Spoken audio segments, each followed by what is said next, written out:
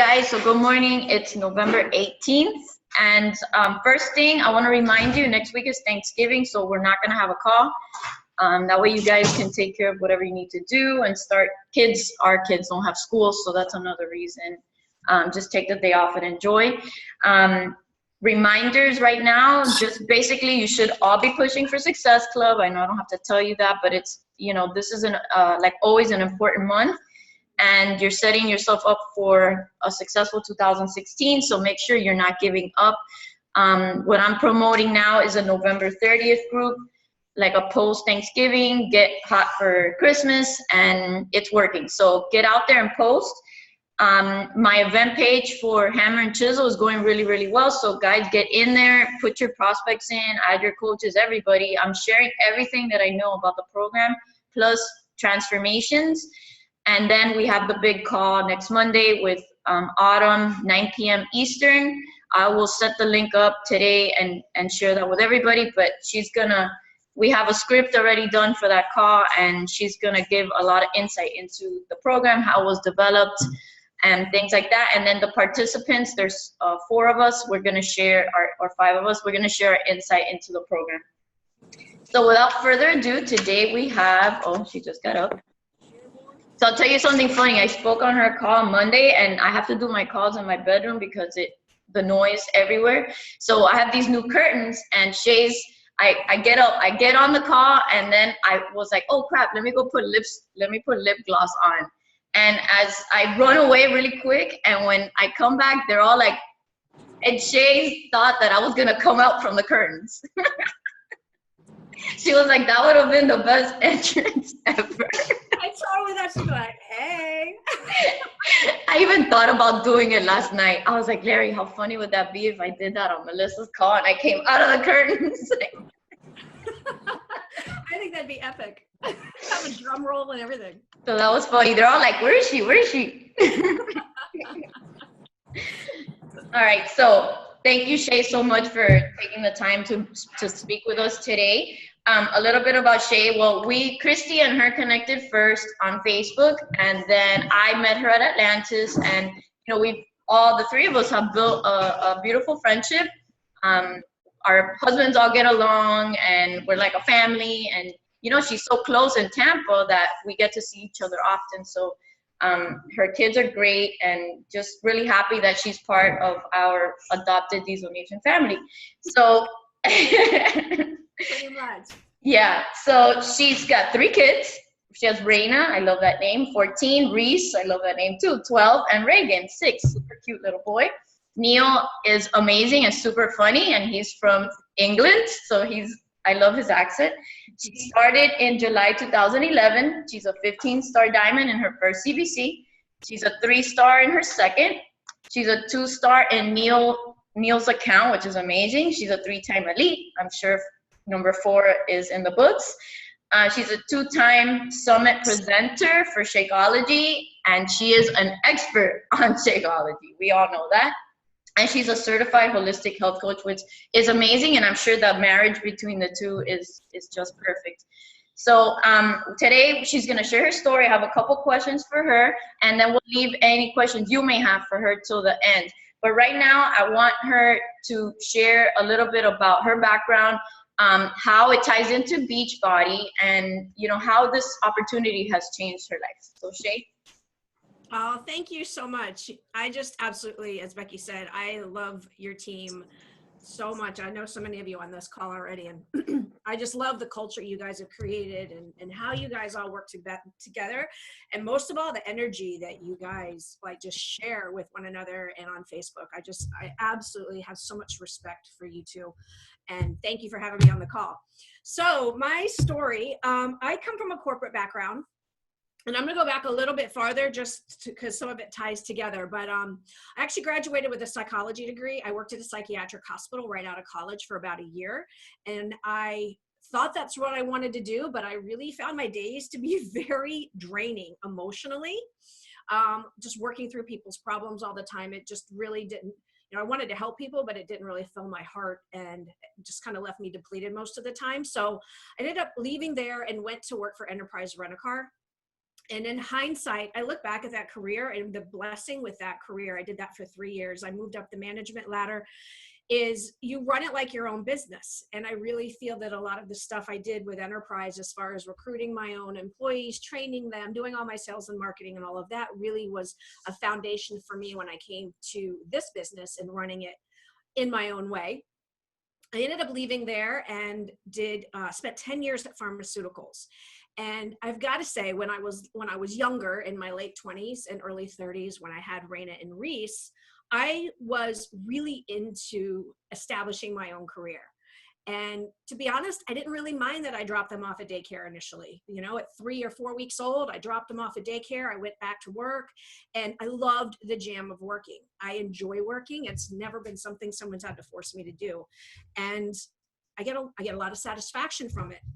It wasn't until later, as they were older and my husband then and I divorced, I realized how many first times I had missed. I missed, you know, them crawling. I missed them walking. I missed when they lost their tooth at daycare. There are so many things that in hindsight, I'm like, after my divorce, I did a lot of self-reflection, and I'm like, gosh, I really was so involved with establishing myself. I didn't really slow down enough to pay attention to my kids and my husband. And, you know, I think a lot of the choices I made early on, I regretted. So later, when I met Neil and he and I decided to start a family, this I knew was going to be the last time I was going to have a child, number 3. And especially with Neil and I have so much love for each other. There was this huge desire for me to make it right this time and be present for Reagan, be present in the pregnancy and the birth and his first couple years of life, and get back what I would never have gotten back with the girls, but do it right this time and do it along with my husband. And I was doing pharmaceutical sales, and, you know, I loved what I did, but my personality, I really am independent. I want to do my own thing. I don't like corporate telling me where I have to go, who I have to call on, how many nights I have to do dinner programs, all the clinicals I have to read and do reports on, like all of that. I like doing things on my own terms. And when I was pregnant with Reagan, I hadn't announced it yet. Our company was bought by Pfizer, and they moved my territory 2 hours north of my house. So that's where my territory started. So now, not only was my day to start at 8, I had to leave the house at 6 o'clock in the morning just to get to my territory. So I completely broke down one day and was crying. And I just said to Neil, I'm like, I can't do this. I don't want to do this. Like, something in my gut was just like, this is not at all the way I want it to be. And I left. And I probably was a total Dave Ramsey nightmare because I didn't have a plan B. I was like, you know what? I'll just live off my 401k. When that ran out, we started putting all of my mortgage on credit cards, and that was that.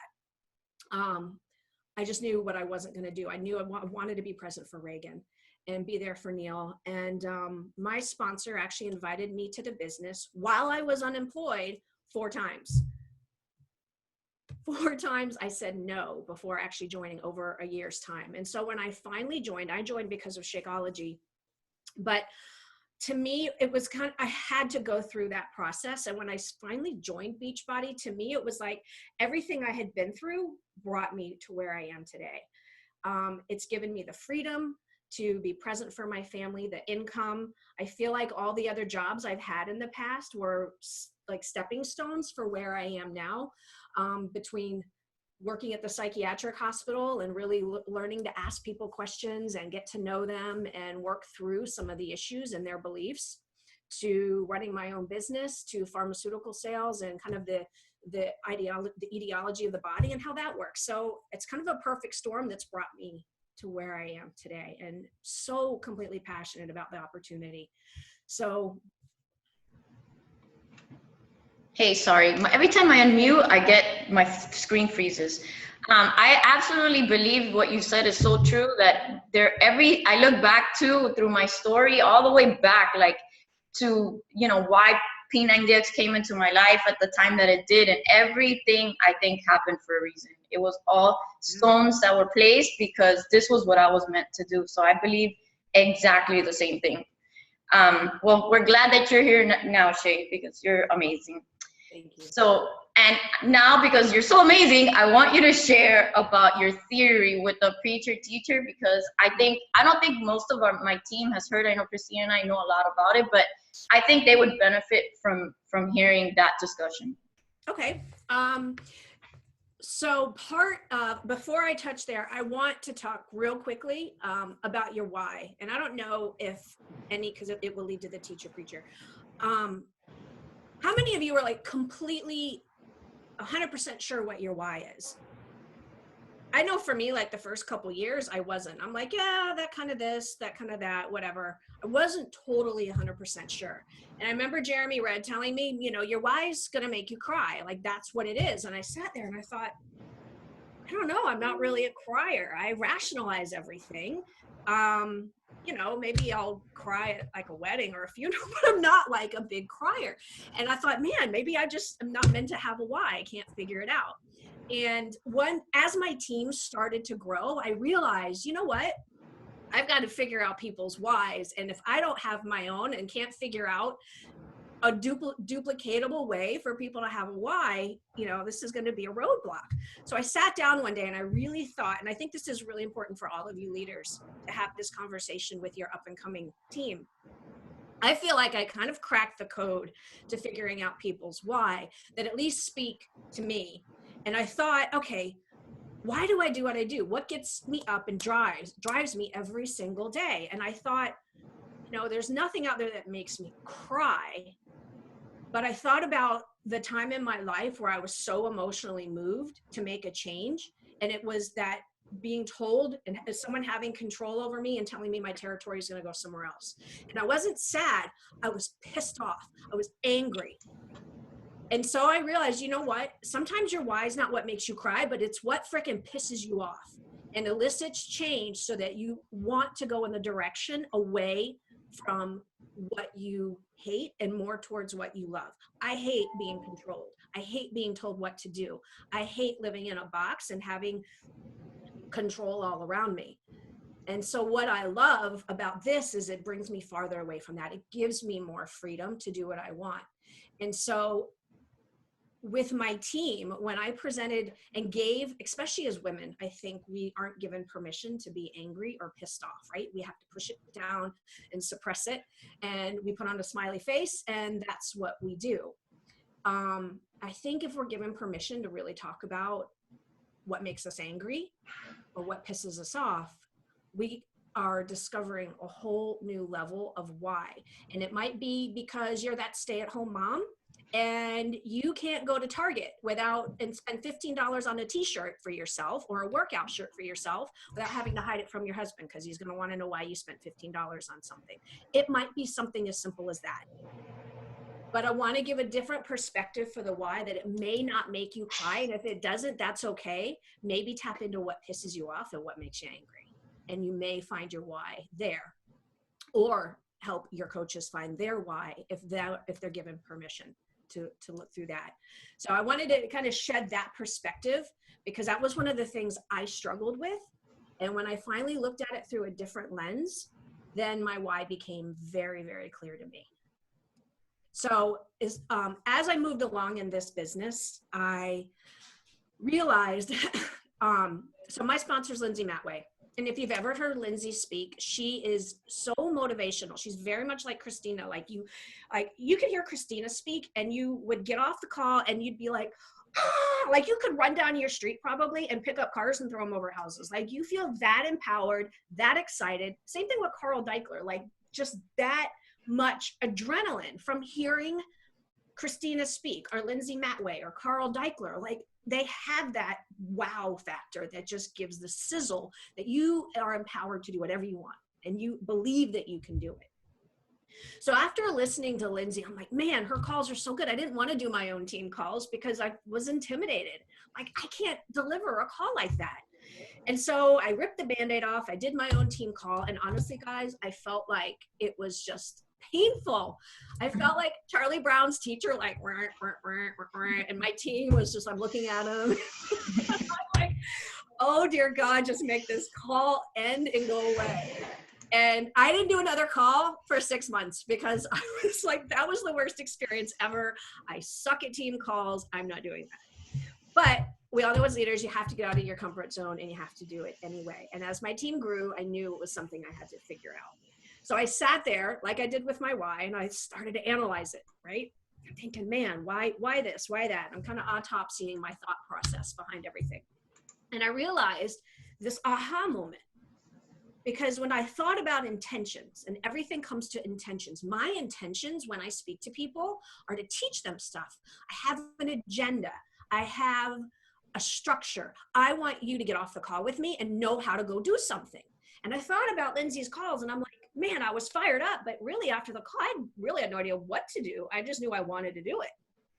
And that was cool. Woo! But then by Tuesday, I'm like, now what am I supposed to do? And I realized I had this aha moment. There are two dominant languages. So we've all heard of the love languages, right? What you respond to from your partner. And I truly believe that there are motivational leader languages. And so this is a metaphor I came up with, but there are people that naturally speak like preachers. They speak to your why. They speak to beliefs. They tell stories. They empower you, right? That's what preachers do. People with a leadership language like Christina, like Miguel, like Lindsay, like Carl Deichler, and you get off and you feel like someone like injected adrenaline in you and you're like, rah, right? And then there's the teacher. I'm a teacher. So by nature, I want to teach you how to do something. I give you actionable items. I tell you how, not why, to do something.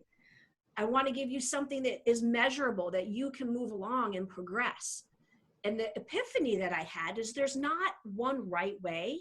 I mean, you look at Christina and you look at Becky, you've got on your team, you've got a balance of a teacher and a preacher all in one package.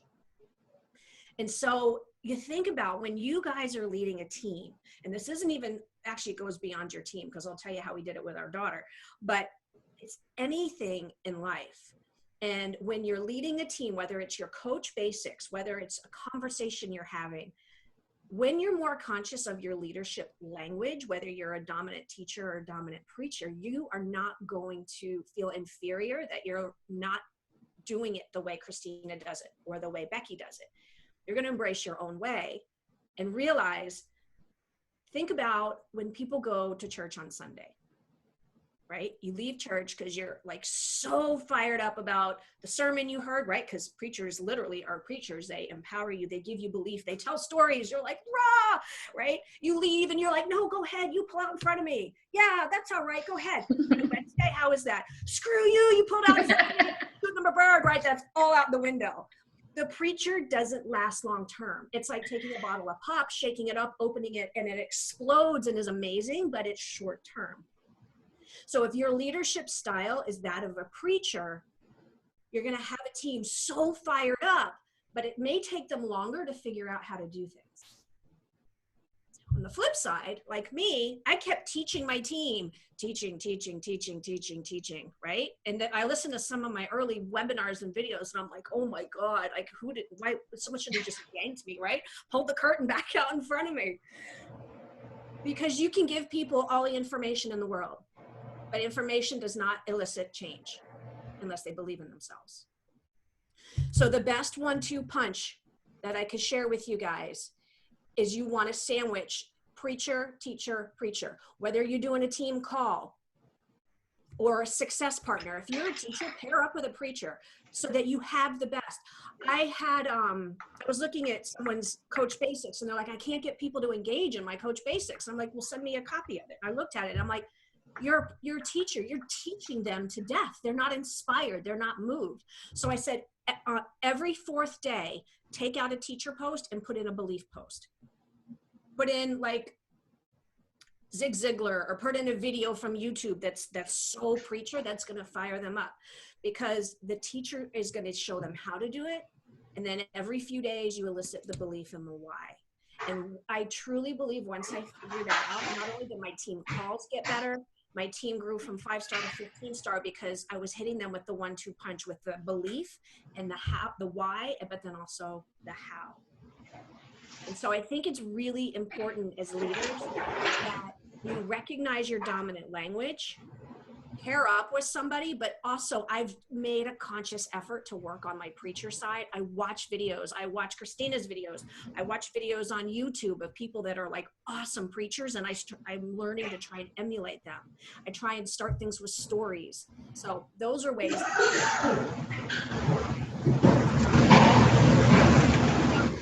I love that, Shay. And you're so right, because you can give them dump as much knowledge as you want on somebody, but they have to feel how it ties back to their why they're doing this, why they get up in the morning. They got to see the big picture. I totally agree. I think I've been working on that without even knowing it through all the videos that I watch, because I still want to teach, but I try to inspire with my videos every day. I post one every single day in all my groups, even the challenge groups. Like, I want people for something to click first thing in the morning that may inspire them to change their life. So I absolutely agree. So guys, take a really hard look at how you speak. Maybe look, like she said, suggestions. Go back to your calls, look and see how you can make improvements, how you can add that 1-2 punch. I love that. And improve on your coach basics. And I love that tip for the coach basics. I think it comes down to your intentions. If your intentions are to teach and do the how, then you're predominantly a teacher. And if it's to instill belief and inspiration in the why. And I'll say this, it doesn't just stop at your team. My daughter came home one day and she had a horrible day at school because these girls were super mean to her, right? And she tells me about her day and I'm like, oh, this is what you need to do. I said, you need to look her in the eye and you need to say this. And I'm giving her action steps on what she needs to do. And she's sitting there terrified because I know in her mind, there's no way I am going to go up to this girl and handle it. I told her how to do it. She wasn't inspired. Neil comes home. He's a preacher. She tells the same story to him. And what does he do? He goes, oh, let me tell you about a time when I was a kid and these boys did such and such to me. And he totally inspired her. So now she had the motivation and belief in herself to face these group of girls, but then she also had the what to say and how to handle it from my side. So it's not even just in Beachbody, it's with raising kids, it's with sports teams, it's with politics. It's fascinating the more you dissect the different languages. Absolutely. Everything that we do in this company, from learning how to influence people, everything can tie back to your family and just dealing with people on a day-to-day basis. So it's definitely a skill that we all need to improve on. So thank you for that, because I think what a phenomenal concept that you came up with. I love it. So let's talk business. Like I mentioned in the beginning, you built Neil's account to 2-star. So can you share with the team the importance of building your spouse's account and how that has impacted your overall income with Team Beachbody? Mm-hmm.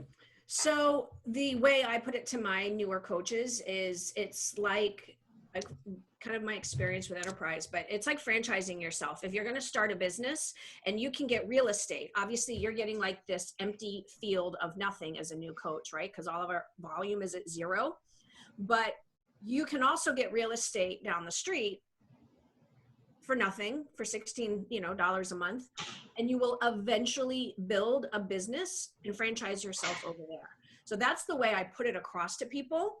So you're going to not focus on that right now, but meanwhile, it's building in its value. It's appraising because there's volume building under it where you've placed it, but you're not going to do anything with it just yet until you've built this business. And so that's the analogy I give people, because I think because it's virtual, people don't really grasp it. But when you put it more like that. And then for me, so Neil is on my strong leg. Where it benefited me, and there's pros and cons to each way because it's also not benefiting me in some ways, but Neil's on my strong leg. So when I shot for 15-star, instead of throwing all those coaches the 7 or 8 coaches on that strong leg where they would have been like lost in the river, I placed them geographically on his weak leg. So 1/3 of my income comes from his business center. Now, of course, I have to continue to rank it up, because it will continue to cap out. That's the downside. And nor have I hit Millionaire Club as quickly because they don't count your spouse's income. So it's taken me longer to hit Millionaire Club. But at the end of the day, saved all those that diamonds, 7 diamonds volumes, and capitalizing them by having that business center with your spouse. So that's how I position it with coaches and the way I word it. Yeah, guys, if you don't, have not, you should know the advanced placement strategies at this point. But for instance, yeah, you could, like Larry's on my weak leg, but any coaches that I put in his weak leg still count to your rank. So it doesn't matter if they're not on the outside stream of your business.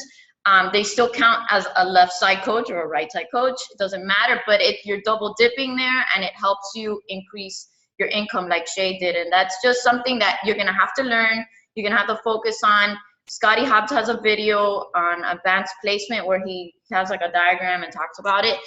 You can look that up on YouTube, but that's something you need to start thinking about now because it could affect your future income if you start strategizing on those aspects right now. So educate yourself. Remember that the information's all out there for you. You just gotta go find it.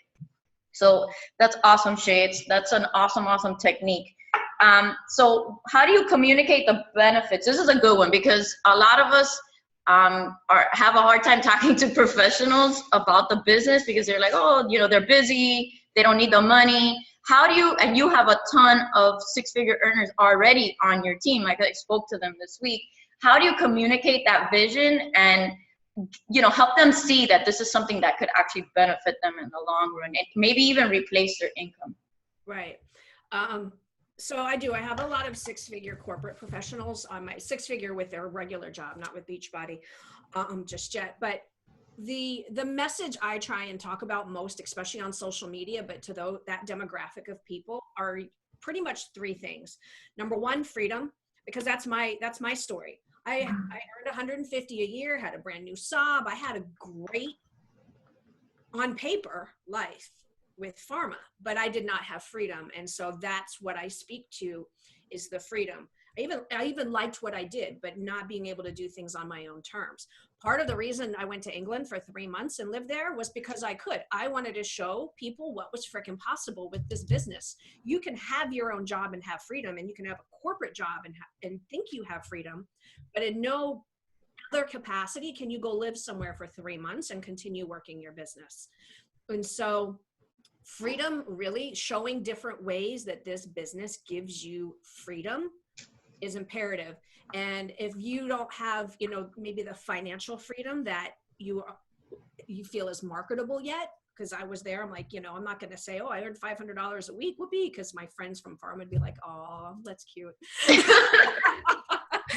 But you can talk about, I would share things like on Wednesday or Thursday, I'm working out by my pool as opposed to, standing. So I would show things like that, really talking about the freedom. The other thing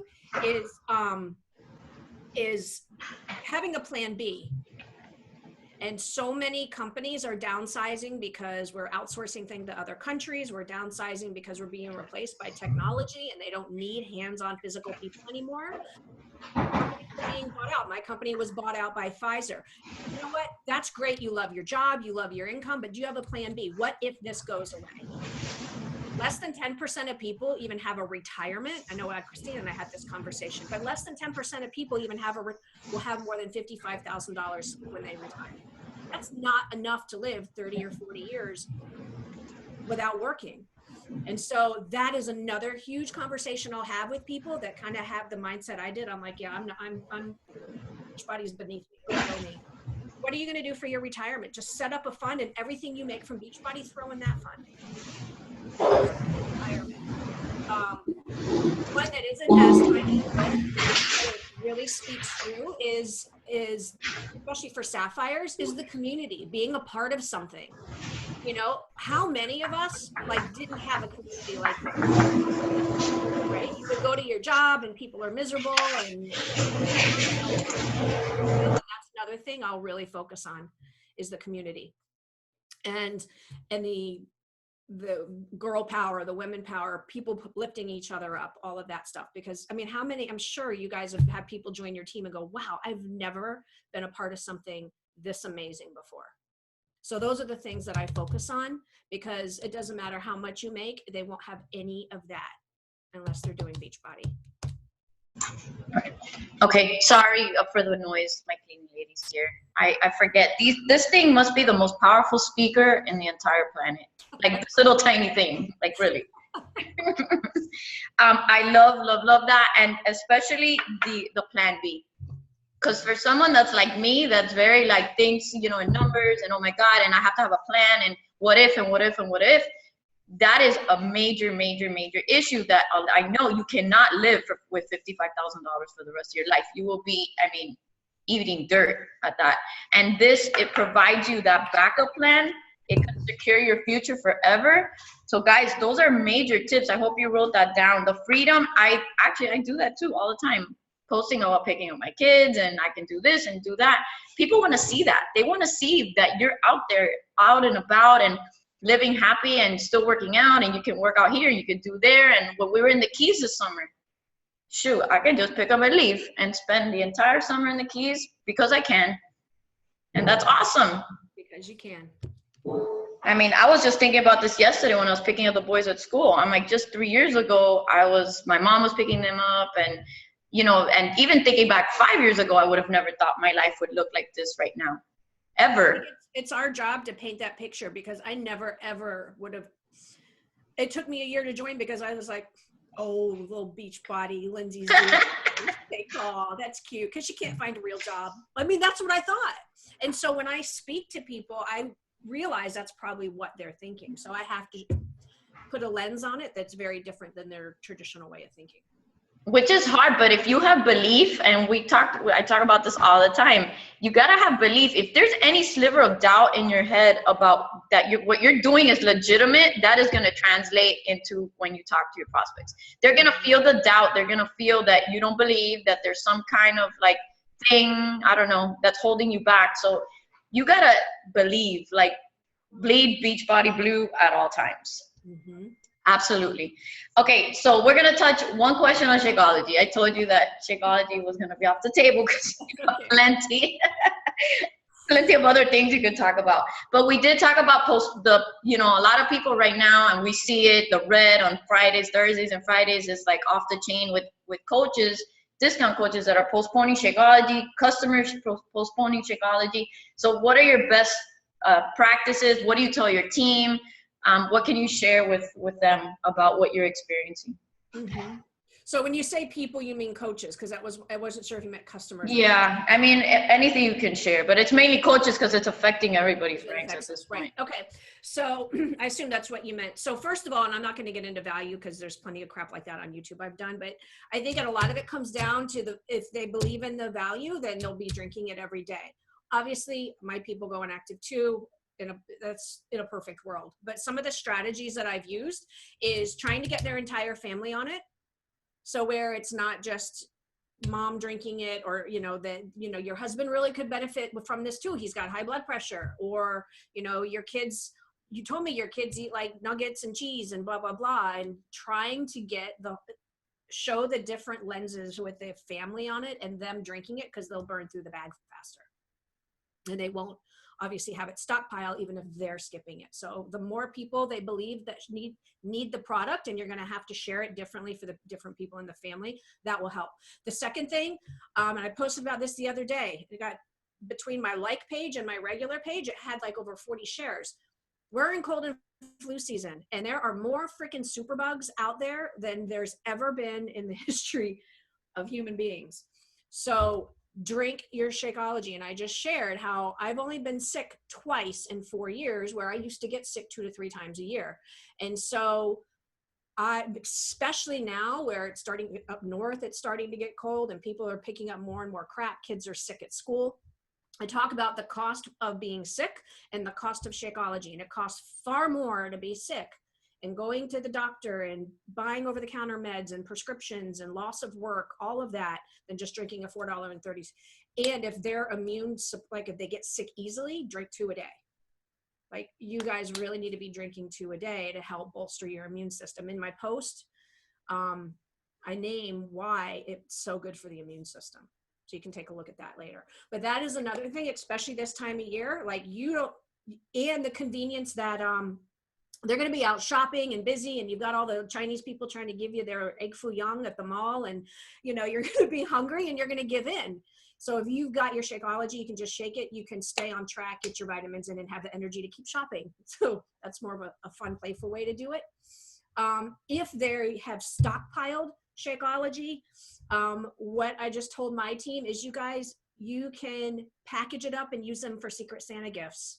You can donate them to silent auctions, so that you are because everybody's doing about auctions and charities and stuff like that, and just use it as a write-off. But you can make little packages or whatever and make them part of silent auctions, Secret Santa gifts, little giveaways, things like that, so that they can get through their stockpile if that's the case. But ideally, you want to prevent the stockpile by getting them to drink it and their family to drink it, especially during cold and flu season. I love that idea. That is awesome. And you just got to think outside the box. I mean, if you have packets, you can sell them. You can sell them as trial packs. You can give them to the teachers as gifts. Find ways. Maybe you have a family member that needs it, give it to them. Find creative ways of spreading the word of Shakeology. The cold and flu season thing is spot on, because everybody is going to start dropping like flies with that. Yeah, and go ahead. So if you guys want some tips, I mean, the thread was amazing, because everybody who posted was sharing their story on how they've not been sick. You can take any one of those and manufacture your own post just from all the comments that I got. Yeah, the last time I got sick was because I got the flu at the Christmas party last year, but I haven't been sick since. I just thought about it right now. Yeah, and even Neil, he got sick this summer. He was really sick for a week, and then we found out what was going around. Everybody else was sick for 3 weeks. They went to the hospital. So relatively speaking, it was still a success because his body fought it off a lot sooner than the average person. Yeah, I mean, it's the value in Shakeology. We got to translate that better in that Tony Robbins influence thing that I've been listening to. It's just a matter of, you got to get into the meat and potatoes of what they need, why they need it, rattle their cage, make them feel the pain. He says it straight up. You have to make them feel the pain about what they're trying to overcome in their current health or life. And if they truly believe that this is helping them, they're going to stay on it, because, I mean, you can't postpone your health. That's what I've been posting a lot about, is you can't put your health on pause. You got to take care of yourself now. You either do it now, you're going to pay later. You're going to pay the piper at some point. So you might as well take care of yourself now. Yeah. So I'm going to open up to questions. Thank you so much, Shay. Everything was on point. Jeanette, I know you have questions. Jeanette always has questions. Oh, you're muted. Hold on, unmute. Go to somebody else. Go. Okay, anybody? Come on, you guys. You have a 15-star diamond here. I wrote them down. Go somebody else. I gotta find them. Okay. I'll say this, guys. There are 3 things. I mean, especially right now, and Becky had mentioned this, but everything in this business starts with belief. Belief in the programs, belief in yourself, belief in your teams, belief in Shakeology. And I think your team in particular does such a great job with sharing that passion and that belief online and social media. I mean, it's not by accident you both are as successful as you are. But for you guys, for you leaders and your teams that you're developing, helping your people have belief, so that when someone asks them about the price of Shakeology and they're like, oh my God, $129, your new coaches aren't like this deer in the head, yeah, I'm sorry. Damn right it is. You'll go buy that stupid person that buy that car and all this expensive stuff. But, this is the freaking top of the line product compared to, the car industry and all these other industries where people have no problem dumping money into something. And that is the kind of belief people have to have. The 3 things I have seen over the 4 years that whether coaches make it or not is the ones that make it have patience, they have confidence, and they have consistency. Mm-hmm. If they lose any 3 of those things, they end up falling away. They fall off. And I stress to my newer coaches, you know what? I don't have patience, confidence, and consistency all the time. I make a conscious choice to work towards that, because even at 15-star, even with Shakeology, I have to continually work towards that. And it's not a destination. It's definitely something that is constantly challenging you to either be successful or not be successful. And it's the ones that lose their patience, confidence, and consistency that fall off. I agree. Amen. Absolutely. Shay, when it comes to customers at your point, I'm sure you're talking to mostly strangers. Are you making videos to talk about Shakeology and the fix, or are you using Beachbody videos to your customer potentials? I don't use any Beachbody videos. The main video I use is the one I sent Christina when we first had friendship marriage 4.5 years ago. I use a video that I made on the ingredients, and it shares what the ingredients do. I like that one because it really sets our shake apart. Corporate technically can't use it because it's a little bit, off what they can say, but I can say it. I use that one. Okay. But I usually, honestly, I have conversations. I get on the phone and I talk to people. I ask, I have questions like, what do you struggle with? And I used to get really technical. I've gotten away from that. And I just kind of share what it means to them. I talk about the diet cycle. Everybody relates to that. Diet cycle. I fill it in with why Shakeology fits into that. Why Shakeology is the solution to the problem, but it doesn't work if they don't drink it every day. The diet cycle is money. At this stage of the game, you're actually still getting on the phone. So how do you find time to do that, and how much of your time is allocated to that? I don't get on the phone until I've kind of pre-qualified people. Like, if you've got your people that are like, poking and trying to just see if it's something. Mm-hmm. And then if I can tell that like they're answering my questions, they're being thorough, I'll ask them questions ahead. I'll say, what do you struggle with? What's worked in the past that doesn't work now? And if they take the time to write and answer, then I will, and I can tell they are ready, then I'll get on the phone with them. Yeah, Jeanette, that I do the same thing. I mean, I spoke to someone yesterday, and it was only because she had gone through all the damn questions that I had asked her. We went back and forth on emails for a while, and I knew she was pretty ready, so sorry. I'll say this too. Once I've done that, Jeanette, I mean, I'm at Success Club anywhere between like 10 and 20. So that's still maybe 10 conversations a month. Yeah, it's only 2 a week if you average it out. Mm-hmm. But I've noticed this, and I talked about this at Summit. If you take the time to do that 30 minutes that you spend on the phone, if you really create to show them the value of this product, it will be easier to get there. You'll be like, man, my husband needs this too, or my kids really. It's so much easier, the ripple effect, to have that person stick, as opposed to thinking, oh, I just buy the challenge pack, I cancel it in 30 days. You're going to constantly be like working to fill those inactive spots, and you'll get so much longer term payback just with that 30-minute investment. Okay. That's where I'm struggling. Yeah, I'm not getting on the phone with these strangers, and it's not going anywhere. I think the personal connection, I mean, that's what sets this business apart, is that personal connection. And when you think about duplication, when that person becomes a coach, they're going to do exactly the same process you did. So if we say, oh, just buy the challenge pack, cancel the Shakeology, that's what you're duplicating. So you take the time on the front end, pays off royally on the back end. I agree. I've seen since I've been this summer, Shay, we created, Jeanette and I got a bunch of scripts and a valise and, created this whole document, and I started using them myself. And I've seen that the people that have come in have been way more successful with 21 Day Fix. They're staying on Shakeology longer than before, and I'm converting more of them. And for me, it's more about the results. Like, they are seeing results. They're losing weight. They feel good. They like Shakeology. It gives them energy. Everything I told them that was going to happen, it's happening. And it's because I took the time, ask a lot of questions. If you're still not using the scripts, guys, I don't know. I've said it 1,000 times. And by doing that too, Becky, you're building trust, which is yeah. Absolutely. That I think is the biggest thing. They gotta trust you. They gotta know that you have the best intentions for them. And the scripts do that. You take the time to really make it all about them. I'm a firm believer in, like, sometimes, I mean, it gets intimidating. You see some of these people with like 30 and 50 Success Club points, and you're like, my God. But I'm just a firm believer. Like, for me, my mission is still to like truly change people's lives from the inside out. And slowing down just enough to give that personal connection pays off so much more on the back end. Yeah. how do you maintain balance between, you know, the business and your family, especially during these hard times, like when you're trying to get your ranks in order? Yeah, and right now we're moving. I haven't even started packing yet.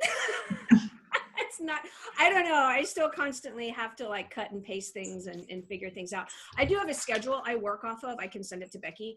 But Brittany Leggett had, you know, she's got like a timer where she'll only do something for 10 minutes and move on. I'm sure she shared that with you guys. Yeah. That really helped me because I have given, okay, I'm only doing this for 20 minutes and then I focus and blitz that out. And that's really been helping. But I've got my whole day planned like for a 7-hour day, including my workout. And I try and stick to that as much as possible. But there's always gray area because life happens, you know. Any other questions? We're going on for 50 minutes, so I don't want to keep Seay for too much longer. Does anybody else have any other questions for her? I think. Jeanette, I'm muting you loud over there. Anybody else? No? Well, thank you guys so much for having me. I hope some of those takeaways, I would definitely, if I were to give you guys a call to action, share in your team page what your dominant leadership language is and talk about and where you can really take that to the next level with your team and your delivery, because I guarantee it will help with the motivation, because people will feel empowered on how to do something and then also why they're doing it, and figuring out, you know, if they don't have a solid why, ask them what pisses them off, what makes them angry that they don't talk about. And Absolutely. really propel them through the new year into January. Absolutely. All right, guys. Well, we're midway through the month. Keep pushing. Thank you so much, Seay. You're awesome. Thank you for all your tips. And you know what? You're always a part of our family here. So thanks for having me, guys. All right, guys. Quick picture. See, I remembered this time. I always forget. How do you close out that little thing? That's simple. Okay. Ready? 1, 2, 3. Got it. All right, guys. Have a great week. Bye, guys. Let's do this. Jeanette, let's talk. Bye.